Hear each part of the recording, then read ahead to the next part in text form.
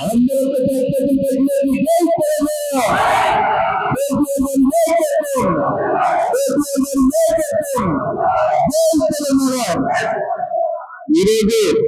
తాండూరు నియోజకవర్గ విద్యుత్పై కొంచెం గడ్డి అయితే తాండూరు నియోజకవర్గ సమావేశానికి ముఖ్య ప్రభుత్వ గారికి అదేవిధంగా మన లెక్కామంది గారికి మన కేరళ పార్లమెంట్ అభ్యర్థి కాసాని జ్ఞానేశ్వరరావు గారికి మన నరసింహ గారికి వేదిక పడిన మండల పార్టీ అధ్యక్షులకు ప్రజాప్రతినిధులకు సీనియర్ నాయకులకు వేదిక ముందున్న మా కుటుంబ సభ్యులకు గులాబీ కుటుంబ సభ్యులకు మిత్రులకు ప్రతి ఒక్కరికి కూడా నమస్కరిస్తున్నాను. మనకు మళ్ళీ ఎన్నికలు వచ్చినాయి. ఈ ఎన్నికలు ఒక డిఫరెంట్ ఎన్నికలు.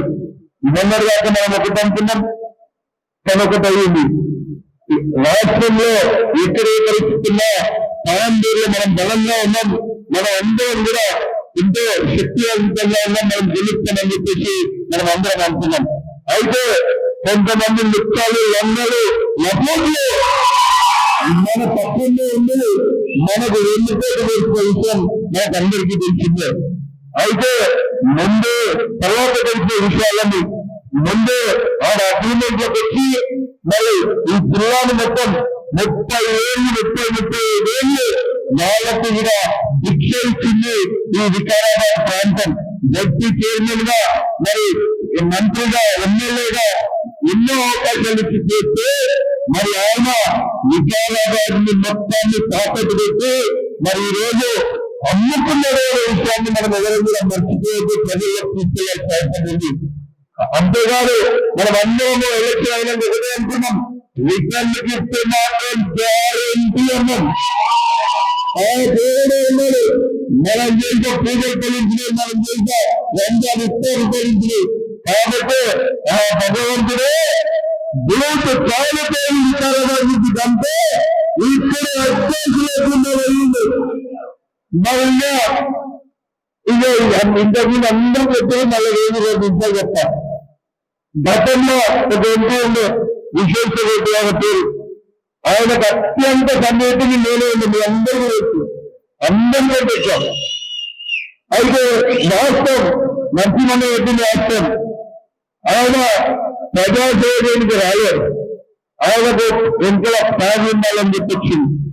ఎన్నిసార్లు ఎన్ని ఇబ్బందులు ముందుకు వచ్చినా అపాయింట్మెంట్ తీసుకొని వచ్చినా అని మీకు ఎవరిచ్చిన అపాయింట్మెంట్, మీ అపాయింట్మెంట్ ఎప్పుడు మీకు వస్తా మరి బయటికి అని చెప్పి ఇక రోజు అన్నీ ఉన్నారని పొద్దున్నేసి మీ పేరేమి ఎవరేమంటారు.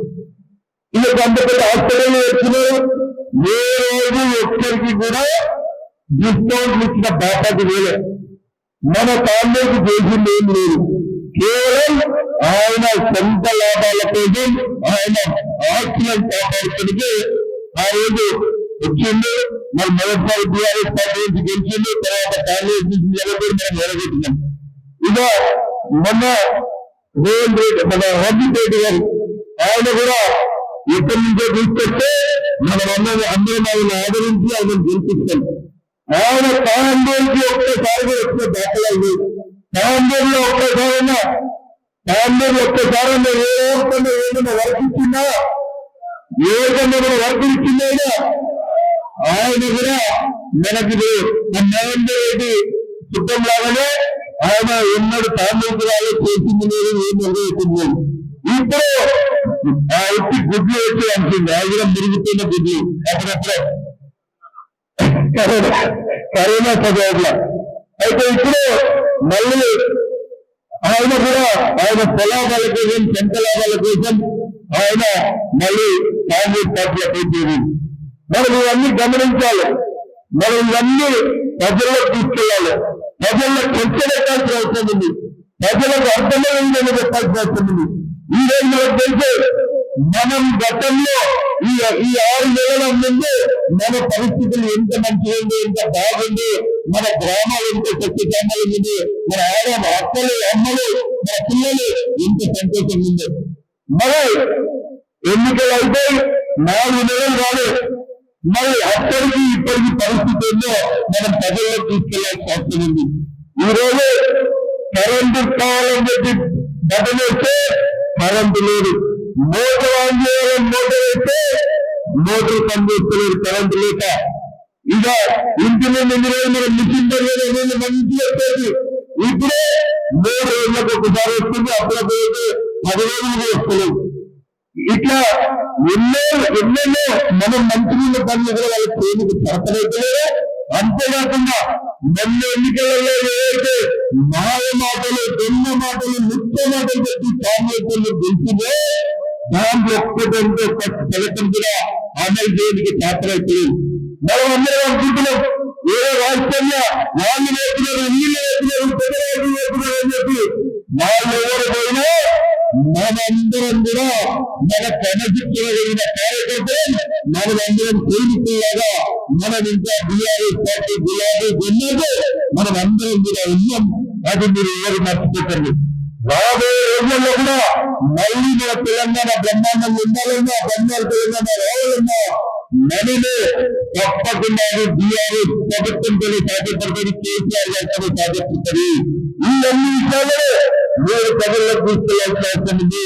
నేను మీకు చెప్తాను, మన 20 రోజులు బయటికి పోతే రేపు బీజేపీలో పోతారా, రేపు కాంగ్రెస్ లో పోతారా, ఈ చర్చలే వస్తుంది. రేపు ఏడుగోడే ఇంకేమో ఏమో చదివినా రేపు రాజకీయాలు కాంగ్రెస్ పోయిందంట. బిడ్డ రేపు కాంగ్రెస్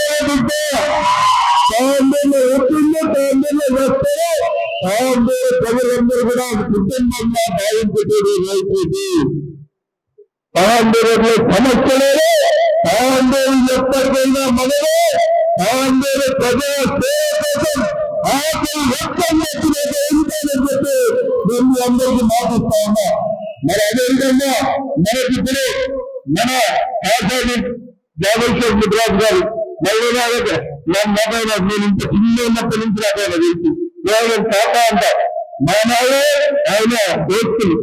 అయితే అప్పుడు ఒకసారి నాకు 10వ రోజు హాకిచ్చినప్పుడే ఆ రోజు నన్ను పిలుచుకొని నాన్న మీరా మీకు ఎందుకు పెన్షన్ పడతాయి అని చెప్పి అప్పుడు 96 కులాలకు మనం ఏం చేయాలని పోరాటం చేసి మన పార్టీ అని చెప్పి ఒక పార్టీ అవుతుంది.